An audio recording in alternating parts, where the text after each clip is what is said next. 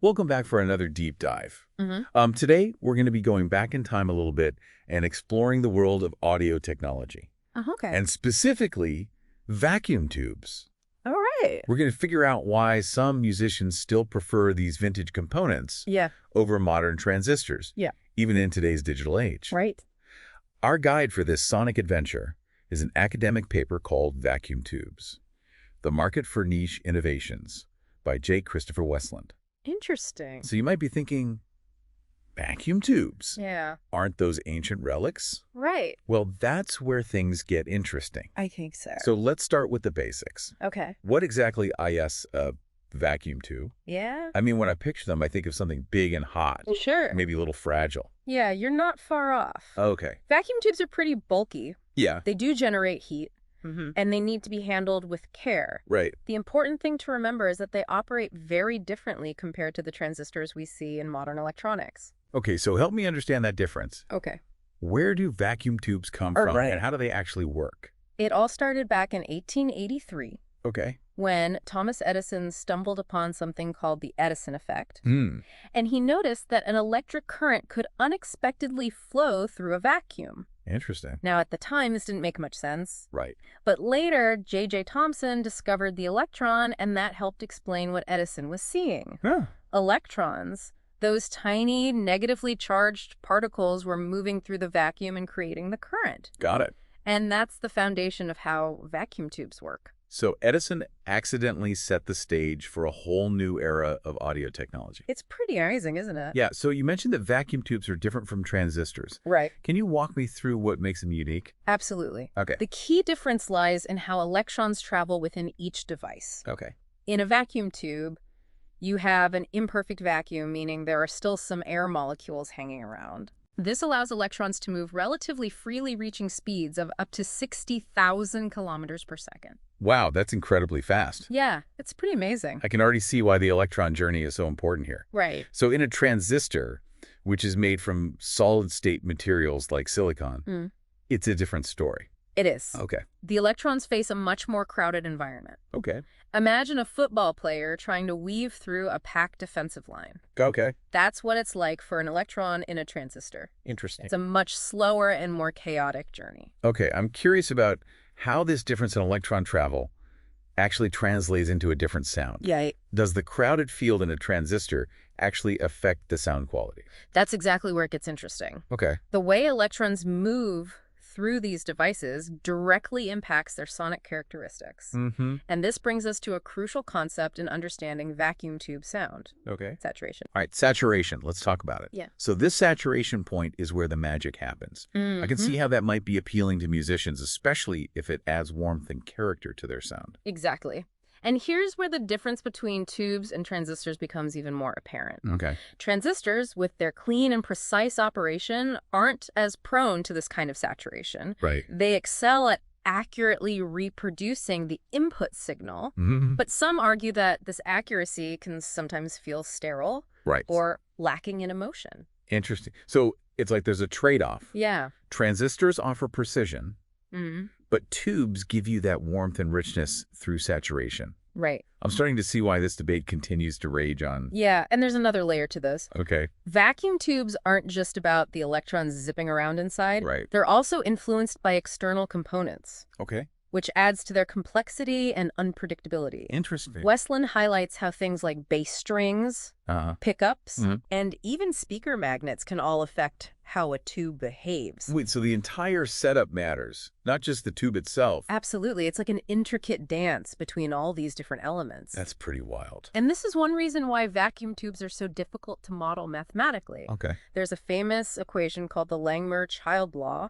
Okay. that describes the relationship between voltage and current in a tube. Okay. But there are also other factors at play, like the Schottky effect Right. and electron reflection. Gotcha. It gets pretty complicated. So we've got these incredibly fast electrons, a sweet spot of saturation, and a whole ecosystem of external factors influencing how tubes behave. Right. Sounds like a recipe for unpredictability. Yeah. Which I guess could be a part of their allure for musicians. Yeah, it's that unique character that they bring. But if tubes are so complex and difficult to predict, why are we still so captivated by them?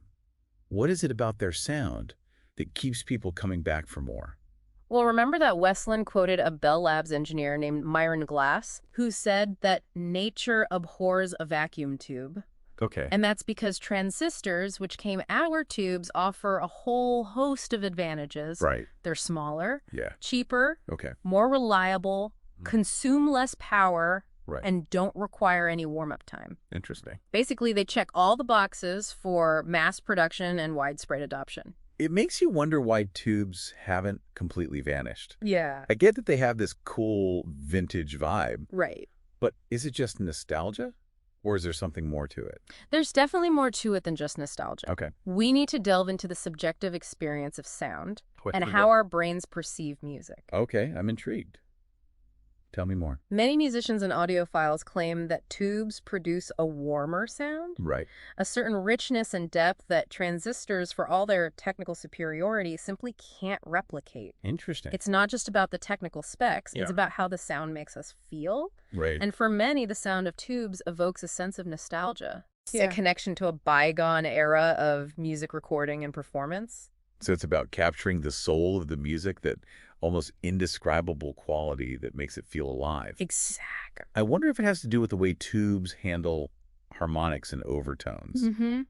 Those subtle nuances that add depth and texture to a sound. You're on the right track. Okay. Remember how we talked about saturation, that tipping point where the tube is working at its full potential? Yeah. Well, that saturation process actually introduces a type of distortion, Interesting. but it's a pleasing distortion, Okay. almost like a musical compression that adds warmth and character to the sound. Okay, that makes sense. So it's not that transistors are bad at reproducing sound. Right. It's more that they're perhaps too accurate, too clean. Yeah. Maybe they miss out on some of those imperfections that actually make music sound more human, more emotionally engaging. Precisely. And that's where the field of psychoacoustics comes into play. Psychoacoustics? Yeah, psychoacoustics is the study of how we perceive sound. And it turns out that our brains don't always prefer perfect accuracy. Interesting. Our emotional responses to music are influenced by a whole range of factors, Okay. including our personal experiences, cultural background, Mhm. and even our physiology. So it's not just about the sound waves themselves, it's about how our brains interpret those waves and turn them into an emotional experience. Exactly. Wow. And there's something about the way vacuum tubes shape those sound waves that resonates with us on a deeper level. It's fascinating to think about how our perception of sound is so intertwined with our emotions and experiences. Yeah. It makes me wonder if there are parallels between the vacuum tube debate and the resurgence of vinyl records. I mean, a lot of people say that vinyl has a warmth and character that's missing from digital music. Right. You think there's a connection there? That's a great observation. There are definitely some interesting parallels. Oh, yeah. Vinyl, like vacuum tubes, relies on an analog process. Huh. It's a continuous wave that captures the subtle nuances of the original performance. Digital music, on the other hand, breaks down sound into discrete bits of information. Right. And some argue that this process, while incredibly precise, Yeah. can lose some of the soul of the music. It makes you wonder if in our pursuit of technical perfection, we've sacrificed some of the emotional impact that music is supposed to evoke. Yeah.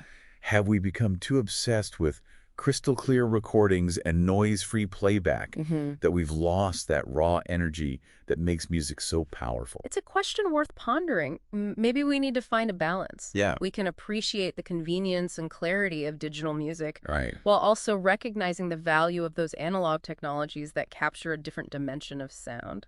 It seems like the key takeaway here is that it's not about choosing sides. Right. It's about appreciating the strengths of both analog and digital Exactly. and understanding how they shape our experience of music in different ways. And who knows, as technology continues to evolve, maybe we'll find new ways to bridge the gap between these two worlds. Yeah. Imagine combining the warmth and character of analog with the precision and flexibility of digital. Right.